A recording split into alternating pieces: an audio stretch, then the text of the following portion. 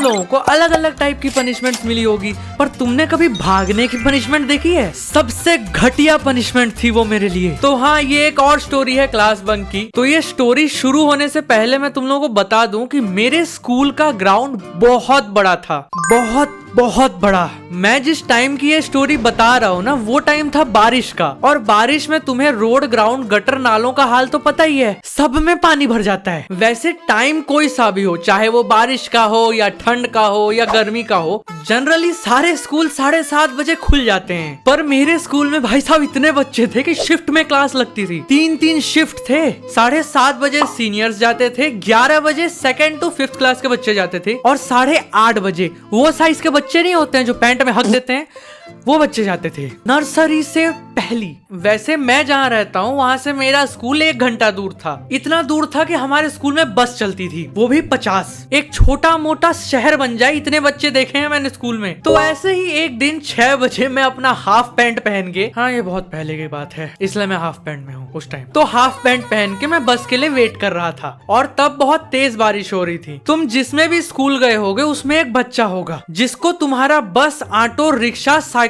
जो भी जिसमें भी तुम जाते हो, उसको वो आखिरी में उठाएगा और सबसे पहले छोड़ेगा। वो मैं था। बहुत कम लोगों को ये समझ में आएगा। मैं बस में चढ़ता था, सारी सीटें खत्म हो जाती थी, और क्योंकि मुझे सबसे पहले उतार दिया जाता था तो मैंने वो खाली खाली बस वाला माहौल मुझे मिल नहीं पाया। कभी कभार मिल जाता था पर वैसे नहीं कलेक्टिवली मिल पाया। वो भी मुझे तभी वैसा खाली खाली वाला माहौल मिल पाता था जब मुझे छोड़ना ही भूल जाते थे वो लोग। जाके बताने जा रहा हूँ कि भैया मैं छूट गया हूँ, फिर सबको छोड़ा जाता है और मुझे आखिरी में उतारा जाता है। तो वैसे ही मैं आखिरी में चढ़ा बस में। पर एक चीज बढ़िया था कि हम लोगों का एक ग्रुप था और हम लोगों का आखिरी वाले सीट में कब्जा रहता था। पीछे का पूरा रो और उसके आगे के 4 सीट वो बुक्ड थे, वो अपने ग्रुप का रहता था। तो 1 घंटे की कड़ी तपस्या और पीछे के सीट के झटके खाने के बाद मैं पहुंचा स्कूल। पर उस दिन मातम का माहौल था क्लास में, क्योंकि जब गेम्स का पीरियड हो और बारिश आ जाए तो आशीष भाई आके आ गई वीडियो बोलने थोड़ी आएंगे ना, तुमको तो क्लास में बैठना पड़ेगा क्योंकि ग्राउंड तो तालाब बन चुका है, आसपास के गांव वाले आ रहे हैं नहाने। ऐसा कुछ नहीं होता है और गड्ढे भी नहीं होते हैं रोड पे इतने। वो गया जमाना भाई, बहुत टाइम हो गया उस चीज को कि जहाँ देखो वहाँ गड्ढे। वो गया, वो बहुत पुराना टाइम था, बीत गया।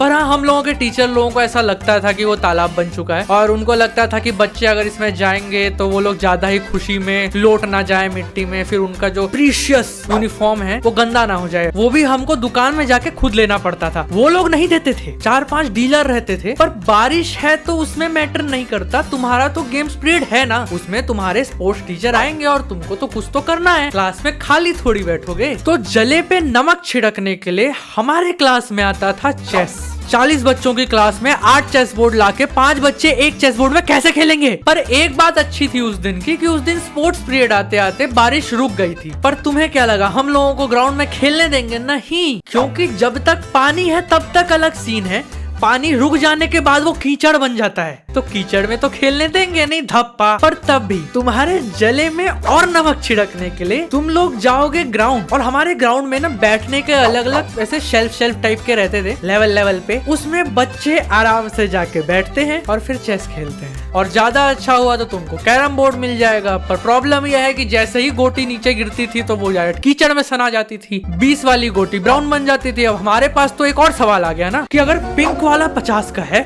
ब्लैक वाला 10 का है, व्हाइट वाला 20 का है, तो इसको क्या रखें? मतलब वही ना कि अगर बारिश नहीं हो रही है तो बच्चे क्लास में क्यों बैठे? उनको ग्राउंड पे रहना चाहिए। पर क्योंकि ग्राउंड में कीचड़ है तो बच्चे को ग्राउंड में नहीं रहना चाहिए। तो बीच का एक रास्ता अपनाते थे लोग कि बच्चे ग्राउंड में जाके बैठ के चेस खेलेंगे। इसमें मेरा ग्रुप अलग था। हम लोगों ने डिसाइड किया कि इस 45 मिनट को पूरा उपयोग करना चाहिए और वही काम करना चाहिए जो हम रोज करते हैं। हम इस 45 मिनट में पूरा स्कूल घूमेंगे, चप्पा चप्पा छान मारेंगे, जो हम कई बार करके बैठ चुके हैं। पर पता नहीं क्यों ये करने में बहुत मजा आता है। पूरा छान मारेंगे, क्यों मारेंगे वो नहीं पता पर मारेंगे।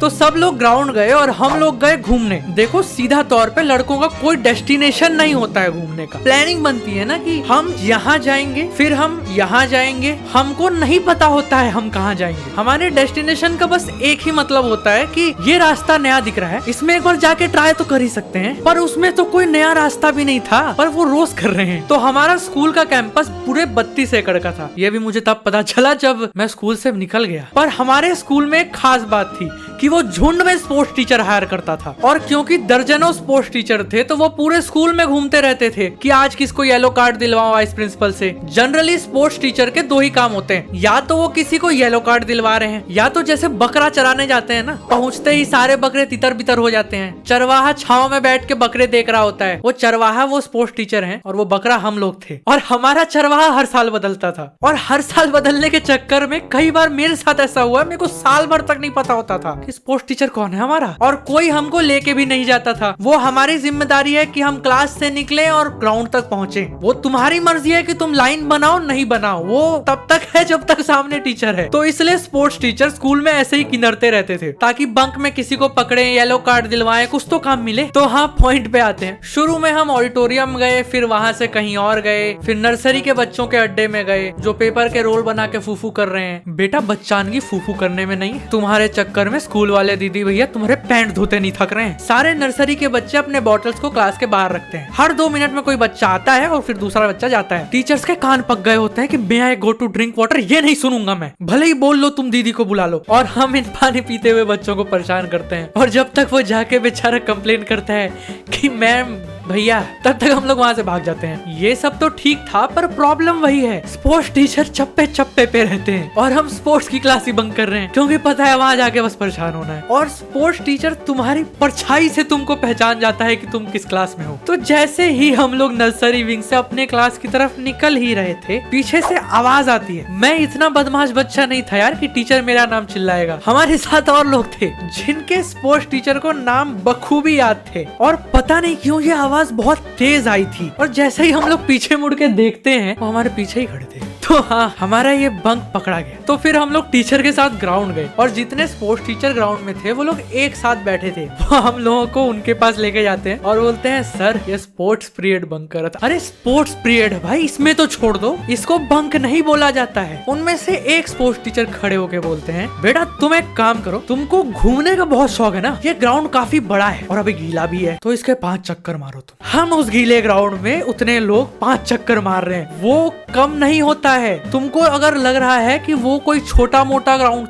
है, वो बहुत बड़ा है। हम लोग धीरे धीरे धीरे धीरे जैसे मैराथन दौड़ते हैं ना कि आराम आराम से दौड़ रहे हैं, एक एक कदम करके, बस लगना चाहिए कि दौड़ रहे हैं बाकी चल ही रहे हैं, वैसे करके हमने कंप्लीट किया। और उसमें भी मन नहीं भरा तो हमसे पुशअप्स भी मरवाए गए। एक एक करके बच्चे बुला रहे हैं ताकि उनको हाईएस्ट रिकॉर्ड सेट करना है। Guinness book of world record में हमारा बच्चा कितना ऊपर जा सकता है। तो ऐसे करके हमारा ये था पनिशमेंट। तुमको लग रहा होगा कि इतना छोटा सा तो है, इसको पनिशमेंट बोलते हैं क्या? प्राण निकल जाता है।